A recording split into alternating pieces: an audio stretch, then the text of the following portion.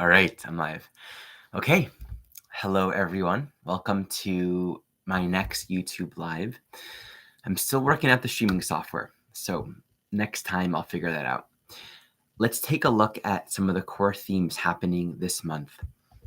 We're on the first of the year, and today Mercury is stationing direct. This is a very unique kind of situation. There are two reasons for that. First, Mercury is in Sagittarius and it's ruled by Jupiter. Jupiter just went direct 2 days ago. So the cusp of this new year is this really interesting energetic where the two planets that correspond to the mind, Jupiter and Mercury, are both stationing direct at the same time. It's kind of interesting. So just to review the basics, Mercury is our linear, empirical, logical thinking. And Jupiter is holistic, right brain, whole picture thinking. They're always operating together. You know, we have the information that we're communicating, accessing, speaking about data we're collecting with Mercury, but within Mercury itself, there's no implicit understanding. So the Jupiter function is how we're able to sort of shift into a state of comprehension, where we can understand the meaning of things, how everything kind of connects to a larger picture, a larger story. And likewise, the Mercury function allows us to communicate about what we know and open to different perspectives and angles and ways of seeing, which then expands upon our insights within Jupiter. They're always operating together. And when we assimilate knowledge and experience and move into our intuitive understanding, it's a very interesting thing, because it doesn't happen in any way that I know how to explain. The intuition just happens. It's like you know what you know, and you don't know how you know what you know, because the nature of the intuition is just this sort of innate connection to the flow of the Tao. It's this attunement to what is. And in the Sagittarius Jupiter archetype, there's always this ongoing expansion of insight and realization in regards to our attunement, our intuitive connection to the way of life, to what is. And so when we have an intuitive connection to things, there's insight, there's understanding. And again, we don't really know why and how, we just know it. And if it's authentic, we won't prove it, we won't need to explain it, we won't really question it or doubt it, we'll just know it. So this is significant, because I would say right now, in a significant way, this intuitive sensing the flow and the guidance and direction of our life is really opening up. Whenever a planet stations direct, any planet, it's a turning point regarding that planetary function. So the retrograde being this sort of internalized process, a lot of reworking, a lot of reviewing, a lot of going back and facing our own conditioning patterns. When that planet begins to move forward, there's an opening. We're beginning potentially to harvest new insight, new awareness. And there's usually a sense of, oh, there are new choices to make, new things to see, new opportunities, new perspectives. And as the planet begins to build momentum, we usually see a lot more clarity setting in. So with Jupiter ruling this Mercury being in Sagittarius, this is a very expansive time. And the way that I would define this is a period over the next week, or next couple weeks for sure, and I'll speak about this, where there is a growing amount of clarity and insight and perspective, where we have the information, the data, the context for where we're going, what we're building, and the insight and the understanding that enables us to actually move with it and create it and develop it. So often in life, we find ourselves moving in certain directions without the ability to really answer the question, why am I going there? Why am I doing this? And this is because so often we're moving from the premise of an existing belief or self-convinced construct. We don't really want to be honest with ourselves about what we're doing or why we're doing it, because to be really honest with ourselves might mean it's not entirely what we thought it was, right? If I'm reaching for a piece of cake, I might say, why do I want to eat it? Well, I want cake. I'm, hungry. If I really get quiet and tune into that, I might actually find, well, I don't feel whole in myself. I feel an inner sense of lack or insufficiency. So I'm reaching for sugar.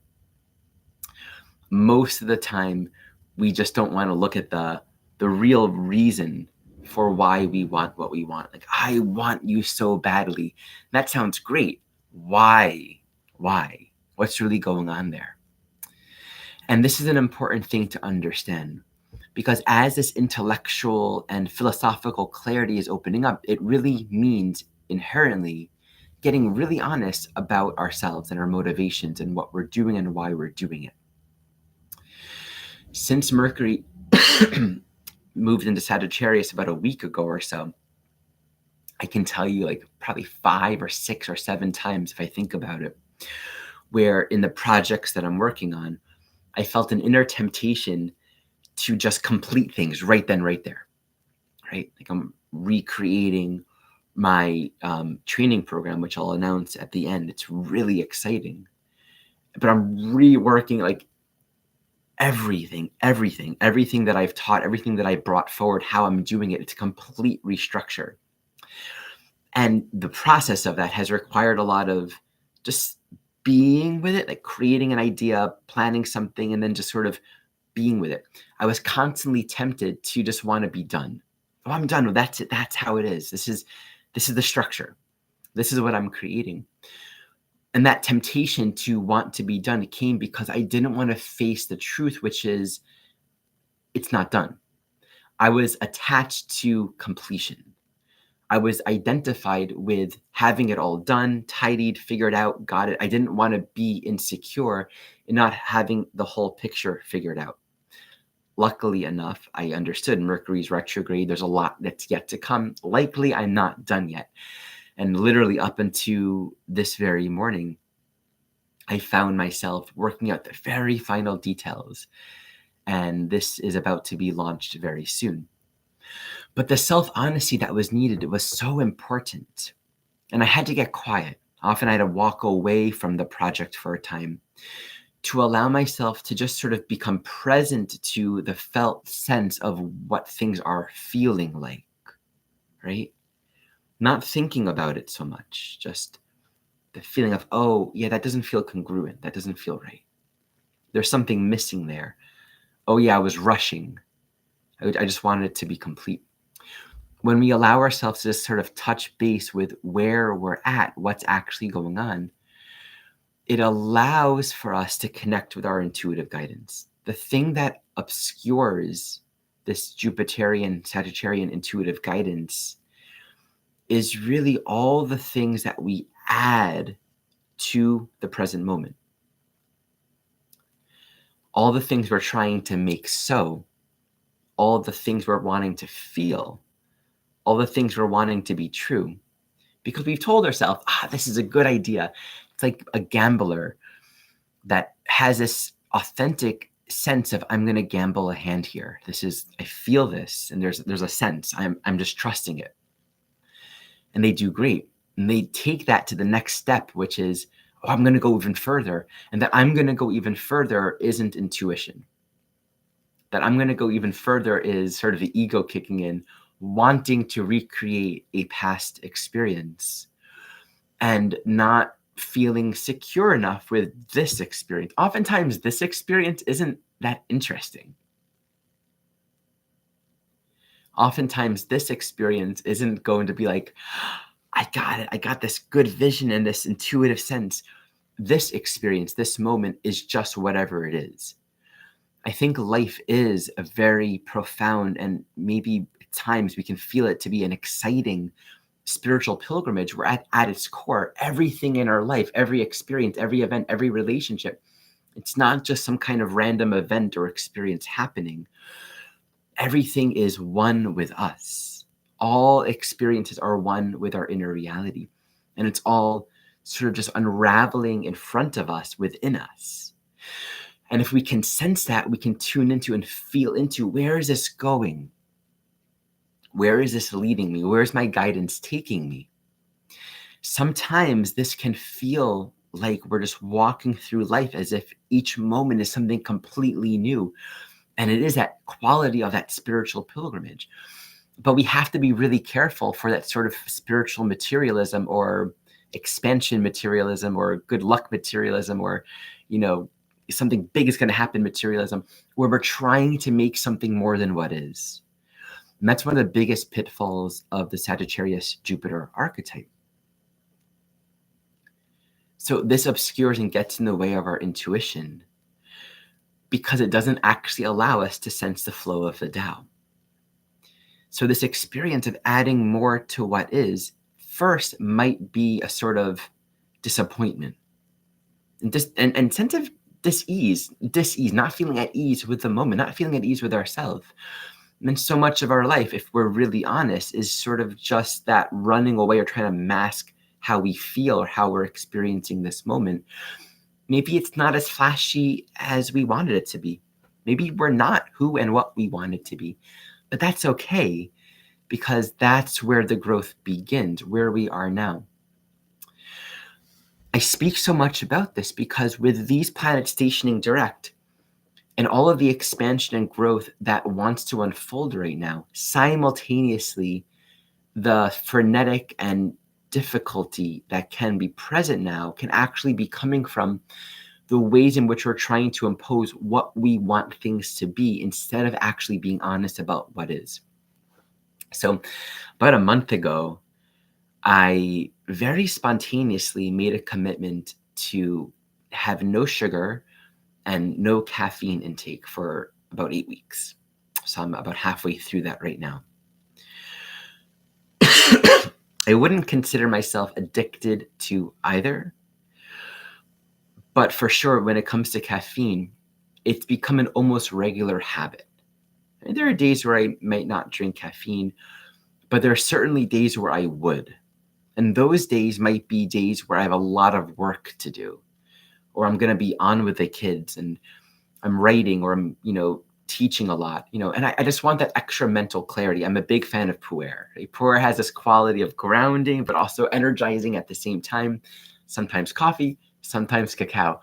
Oh, I love caffeine. It's beautiful. It's a medicine, actually. I mean, everything's a medicine, right? And there's that fine line between medicine and poison. What's the distinction between that fine line between medicine and poison? It's really hard to qualify in any kind of objective term because we have to be truly honest with ourselves about why we're doing it. What's our purpose? What's our intention? And I think a lot of plants can really produce this elevated spiritual experience. And we can mask what we're running away from inside of ourselves with the fact that it's actually very illuminating. We can have a spiritual experience, an illuminating experience, and have a lot of insights, and pray very deeply and feel productive and feel like it's helping us. And paradoxically, at the same time, still be running away from ourselves. It's very interesting, actually. So how is it I can determine that reality? How do I know when that's so?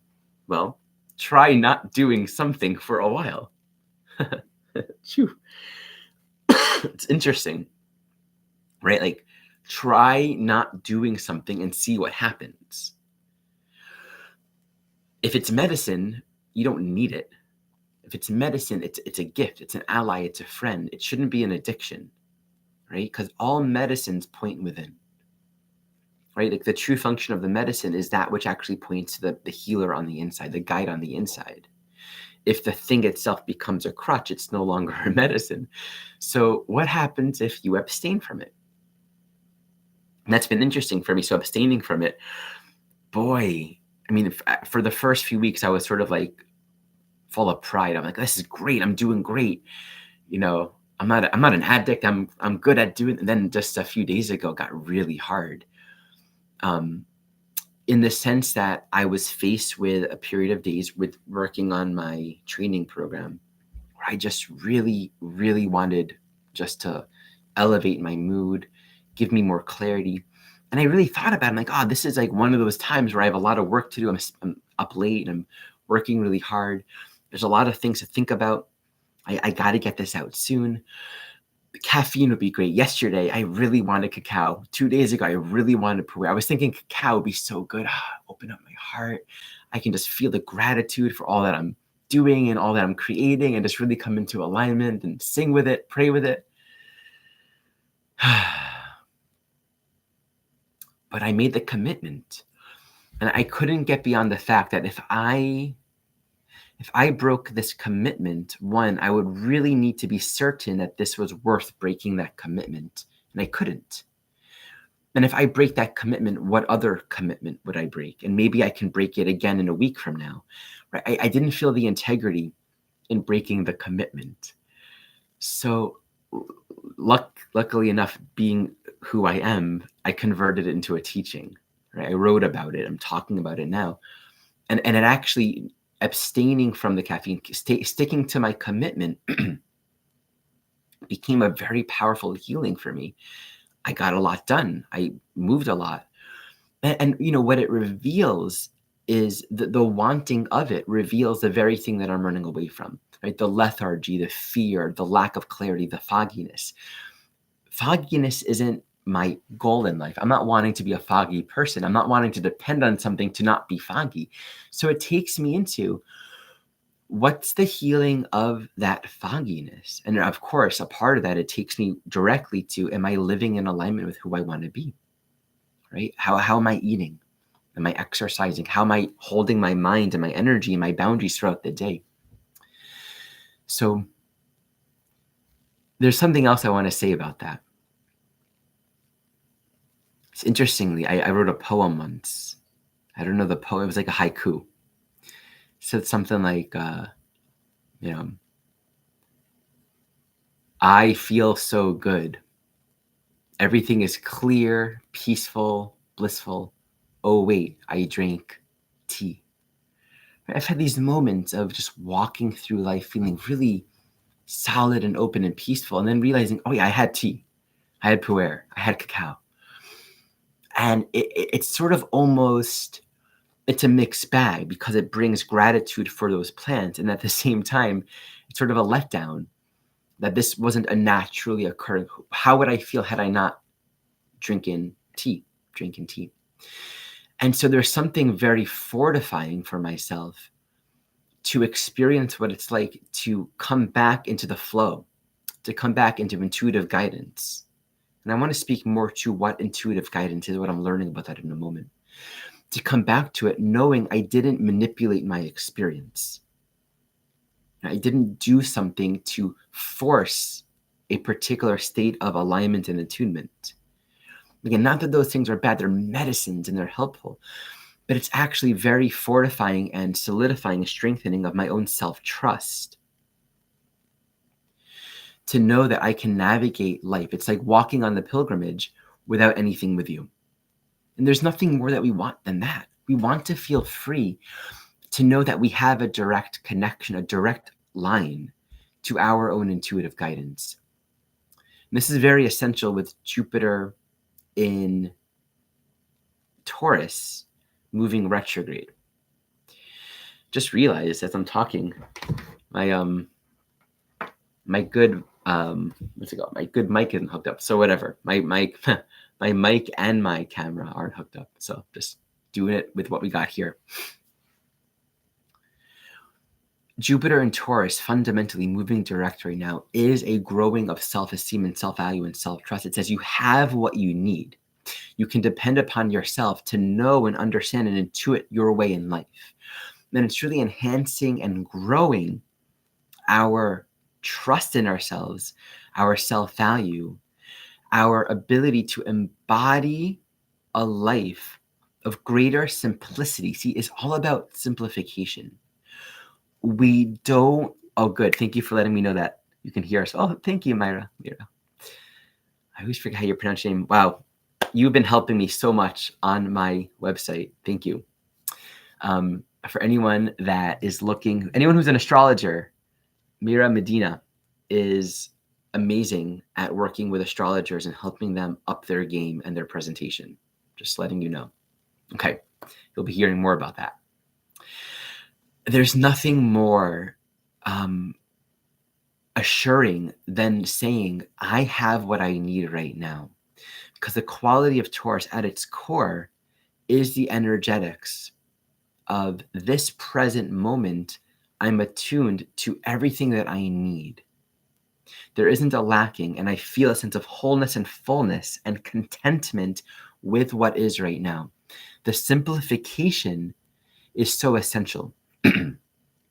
One of the issues in general with Taurus is this quality of, it can be hoarding or stagnation, the stagnation that comes when you add too much, right? It's a difference between, true pleasure and indulgence. Really, pleasure doesn't come from the senses. The senses are sort of like this, they're a container and they're here to navigate and engage and survive.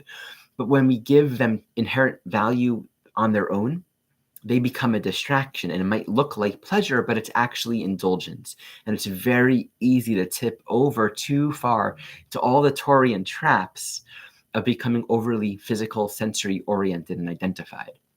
But true pleasure, to quote A Course in Miracles, true pleasure comes in doing God's will. There's no pleasure really beyond that. There's no deeper satisfaction, to translate these words differently, than doing the work that we are here to do. In fact, Jeff Green, there's a quote from him that goes something like, what is happiness? Earnestly wanting to know what you are here to do and doing it. That is happiness. And it's true, because our conscience cannot rest if we're using our life, our body, our time, our resources, our relationships, our food. But it's all a distraction from what we're here for. This life is a curriculum. This evolutionary journey here in this Earth school has a purpose. And we each have our own template to walk. We each have our own path to walk in the unraveling and the awakening. We have a function to fulfill. We each have a function. But when we materialize the things and the places and the people of our life, and we give it meaning, we're not using it for meaning, we're giving it meaning. We're saying it becomes its own meaning. We become distracted. And so pleasure becomes confused with indulgence or these sensory satisfactions. And of course, the world celebrates that. And at times, this is a part of it, meaning I'm not trying to be like some sort of puritanical in these expressions. Enjoying ourselves, feeling good, and at times a part of the journey might really be focusing our attention on certain parts of our physical experience. And everyone's journey and the flow is different. But when we add too much, we get confused. We get stagnant. We lose our energy. So Jupiter moving direct in Taurus at this time of this Mercury moving direct as well is really emphasizing the movement towards greater simplicity. What is of essence? What am I really here for? What do I really need? And that means getting honest about, what am I doing it for? What do I really need? What is of most importance? And there's an important correlation within the Sagittarius Jupiter archetype not often spoke about, which is one of letting go. It resonates with the principle of less is more. When you don't have a lot, you can receive. If you have a cup that's empty, you can put more in it. If you have a cup that's full, you can't add more. Less is always more, right? Less caffeine, less stimulation opens up more of who I am. It actually brings me to face more of my potential because it reveals more of the ways I've been running from myself. Like the less is more principle has a quality of sort of implicit disappointment at first, because the less is more sort of dealing with the appearance of not having as much as we wanted to, facing that, getting it, moving beyond it to actually have that more, which we wouldn't have had we been adding more in the first place. When we let go, we can see more of the picture. So the simplification process that comes with Jupiter really says, don't add what isn't necessary to the picture.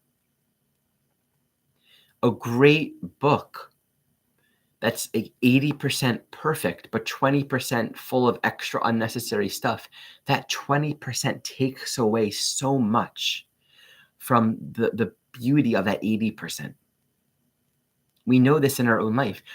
A meal that gave you exactly what you need is sort of ruined if you keep on eating, right?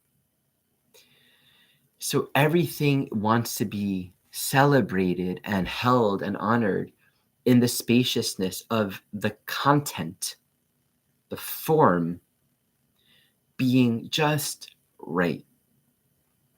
And how do we know that? It's an inner sensing. It's a sensing. How do you know what size cup to put the tea in?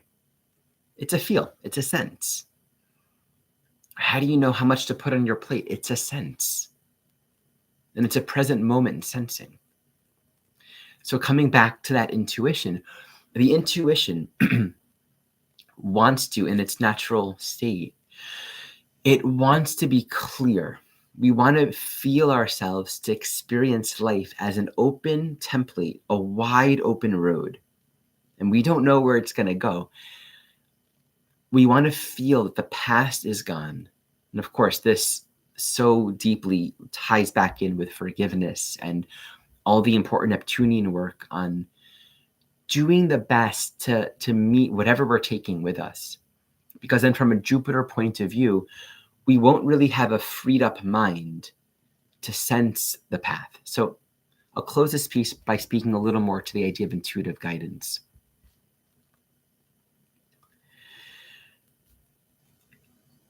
My understanding and growing learning of how to access intuitive guidance is intimately interwoven with our state of self-honesty in the moment. And it's as simple as that. We meet what's actually happening on the inside and allow that to be there. And there's always this process I find, and I think the threshold is one of allowing for just more silence, more stillness. That's what I find. Where more and more and more we just kind of realize, okay, I've been playing this track. I've been in this story. It's almost like all of our thoughts are actually images. This is an interesting teaching from the Course. Our thoughts are images that we're projecting. We think we're thinking, but we're actually projecting images, but we're not conscious. It's like we're in a trance. And we realize my thoughts are just images. And I'm imagining the future, imagining the past, imagining all these circumstances, but they're all in these past future constructs. We catch that and we realize we're not really thinking, that we're not really quiet, we're not really present. And that honesty of self-awareness allows us to step more into a place of quiet. The quiet isn't like empty. The quiet is full of now. The quiet is full of what's blossoming now, right? That's where intuitive guidance comes in. And we all have our own way. I mean, some people hear, some people just get it, sense it. The way the intuition works, it's not local to any of the sensory functions, I find. So we can actually operate through any of our sensory faculties because it's not limited to or defined or dependent upon them. So that experience of just being honest with the moment and letting it all come through, not letting any feeling, any belief, any imagery just sort of leave us. And this is the practice, right? And we find ourselves on the threshold of there's things to do here. There's work to achieve. There are projects to work on. There are plans to make. This is the cultivation right now. It's rich, and it's really inviting us to sort of strengthen and renew our devotion to strengthening our own self-honesty and our own intuitive guidance. Now let's look at what's happening later on in this month. This is everything I'm speaking to is like right now. This is what's opening up with Jupiter and Mercury stationing direct. It's really interesting. So Mercury stations, and over the next few days, Mercury is building momentum and moves to square Neptune. And this is going to happen on January 8th. Squares Neptune, actually, the moon is also in Sagittarius on that day. So that time period is very inspired. This is the third square to Neptune, okay? So the first week, moving into the second week of January, does have a very strong Neptunian quality to it. And that basically says, and I've spoken about this before, there is our vision, our intuition, and our guidance for where we're going. And then there's a capital T, truth. What's being dissolved and released very strongly at this time are all of our personal agendas. This is where I want it to go. This is what I want it to look like. This is how I want it to be. Whatever you want to apply that towards. Maybe we've been humbled and we've really begun to learn about that. It's not my will. It's not my agenda. It's not my beliefs that I'm trying to make real. I'm attuning to the plan, to the flow, and how I can be a co-creator with it. And that's the key here. So this really emphasizes pay attention to your own inspiration. That which inspires you resonates with truth. The thing you do with it and how you try to force it might not be in resonance, right? But staying true to that inspiration and listening, following the breadcrumbs, that's what this is about. And this Mercury, again, is very charged, very active. So it says there's a lot of insights, a lot of new connections, a lot of really meaningful and fortuitous conversations and new thoughts and ideas. It's all relevant to this way in which Neptune, we are each here to be a channel of divine love. That's what Neptune is. Our highest inspiration is where we're each a vessel and a co-creator for something beyond our own making. But it comes through us in a very unique way. And that's, again, the most beautiful thing that we can experience. To me, Neptune does correspond to our higher purpose in life. So this is very clarifying for that. And the work is listening, getting inspired, letting go of our own agenda, but following through, following the guidance. Okay. Now, what's really interesting is after this square, Mercury moves straight into Capricorn. Now, Mars also moves into Capricorn. So we have a lot of strong Mars and Mercury Capricorn movement happening this month. And they're both going to be trining Jupiter. So I'll say this first. Mars trines Jupiter on the 12th and 13th of the month. And on the 13th, Mercury also enters Capricorn. So we see in the second week of the month, we get very Capricornian with all of this. And to summarize what this is all about, the movement from Sagittarius to Capricorn is, of course, the growing of our intuitive vision, our sense of things, cultivating greater self-honesty, walking the path and having the experiences, having the insights, having the realizations, beginning to put it into motion, cultivating our practice.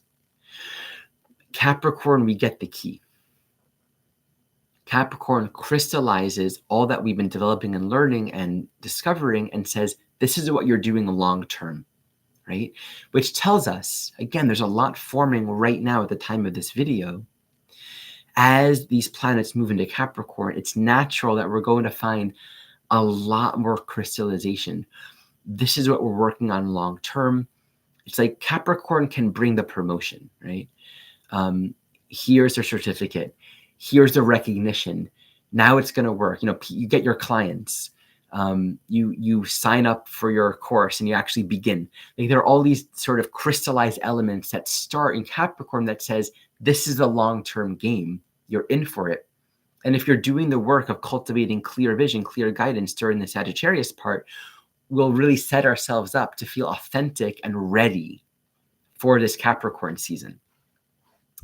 The actual trine between Mars and Jupiter is very energizing. I mean, that's like the metaphor of Mars and Capricorn trining Jupiter and Taurus is the archetype of an entrepreneur waking up in the morning before everyone else, taking the cold shower, working out, meditating, setting their mind right, and conquering the day. But throughout the day, stopping and pausing and tuning in. It's this combination of wisdom and insight and perspective and courage to go and get it done. I mean, that's all building as Mars moves into Capricorn and culminates with that trine on the 13th. This is a very active energy for about half of January. Same thing with Mercury.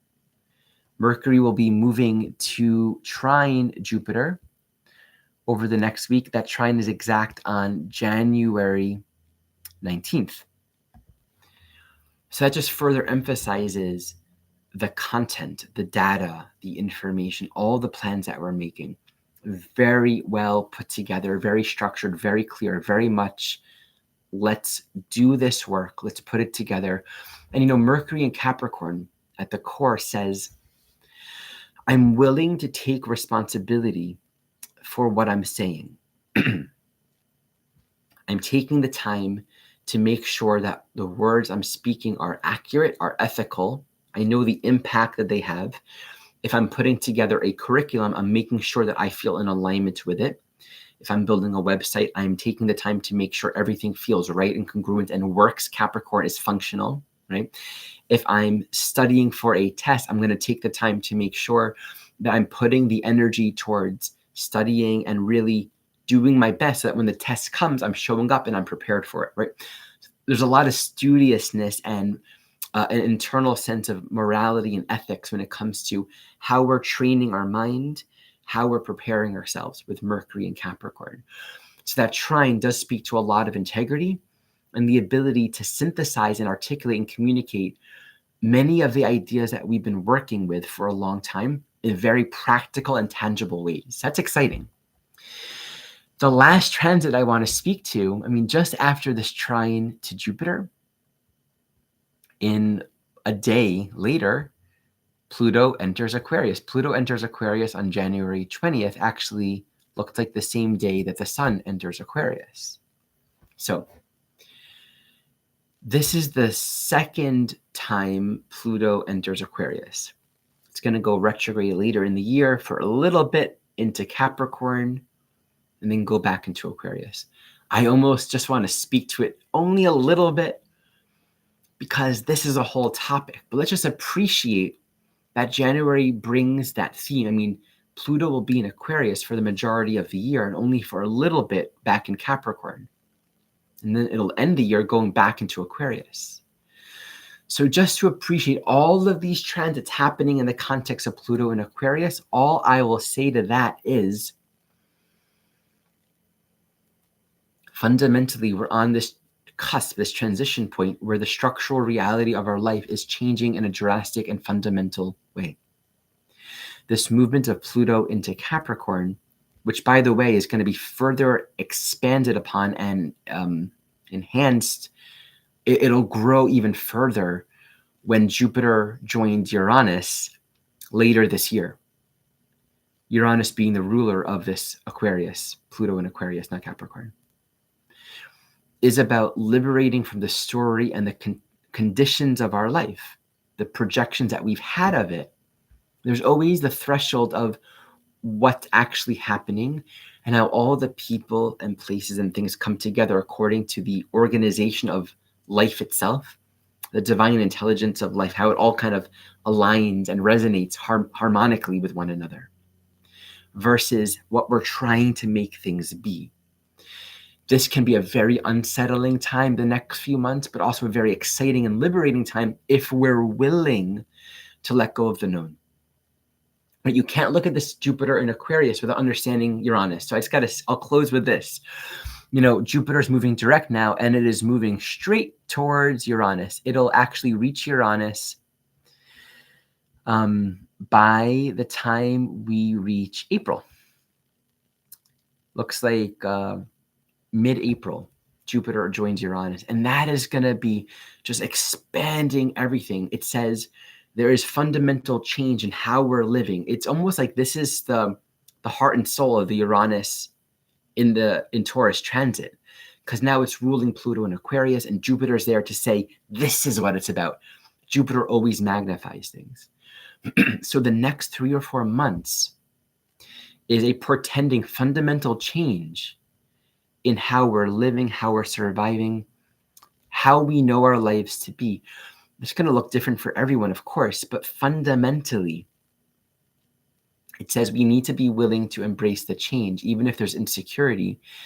And the shaking up of the known oftentimes is just the part that comes before everything reorganizing on a new level of consciousness. So an exciting time for us, of course. By the time we're in April, there's like eclipses happening, lots of Chiron stuff, and we'll save that for then. In summary, this is an interesting month. Lots of intellectual, spiritual, philosophical stimulation, new movement, new insight, new realizations. And it's just a great time to redevoting ourselves to the things that are of most interest to us, that we really want to be cultivating. And on that note, I am very excited to make my first announcement that I've restructured my entire training program. I'm going to give a little quick announcement and then we'll end this video. Soon I'll be posting all of the links and sharing more about this, but this is the first time I'm sharing about this, which is super exciting. I've been working on this for several weeks, and as I mentioned, Mira Medina has been an incredible help for me. For several years, I've been teaching my Heart and Soul Centered Astrology training program. It launches in the beginning of the year, usually begin in March, and it's a full year training program. I've changed that this year, that it's an open enrollment structure. Students can join any time of the year and receive access to the entire training program, which consists of part 1, the Essentials course, and part 2, the Chart Interpretation course. For those that want to work with me in a live program, students can enroll in the live training program, which includes weekly office hour slots for anyone that's enrolled.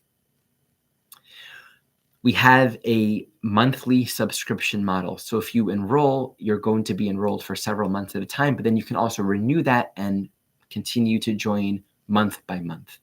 If you've already taken this program, you can join by just jumping in to the enrollment right now and have a monthly subscription. So it's very exciting. The intention behind this is twofold. One, to make myself more available. I'm just desiring to be more available to teach and to be accessible for whoever wants to come and work with me.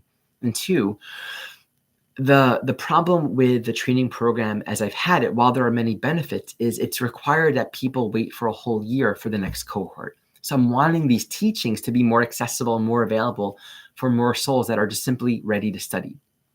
With all that in mind, I've created a second program, and this is the Advanced Practice Student Classes. This is just for those who have either completed my training program, this would obviously be in past years, or anyone who is already well studied in evolutionary astrology as taught by Jeffrey Wolf Green. So these practice classes meet every week, and they're also a subscription model, joining anytime on a monthly basis. And the intention is to work with those who are ready for that level, who already practice in EA, to continue to practice, work with any topics that you want to study. If you want to study, sesquiquadrates or just look at the 4 angles, we get to devote our classes to whatever the students are wanting to delve into. And I'll also be bringing in live volunteers every 2 or 3 months so that we can have a practice of me working with live people in these containers. So again, the intention for that is to simply be more available for those that are at that level and want to practice more deeply with me. For all of these programs, all of the live classes are recorded and they're kept as archives. So anyone who subscribes to these programs also gains access to the complete archive of all of these classes. Check it out. When I post this, it's going to be in the link below. Feel free to reach out if you have any questions about it. And thank you all so much for joining me. I'm just going to take a look at the comments here. Happy New Year to you all as well. Much love to you.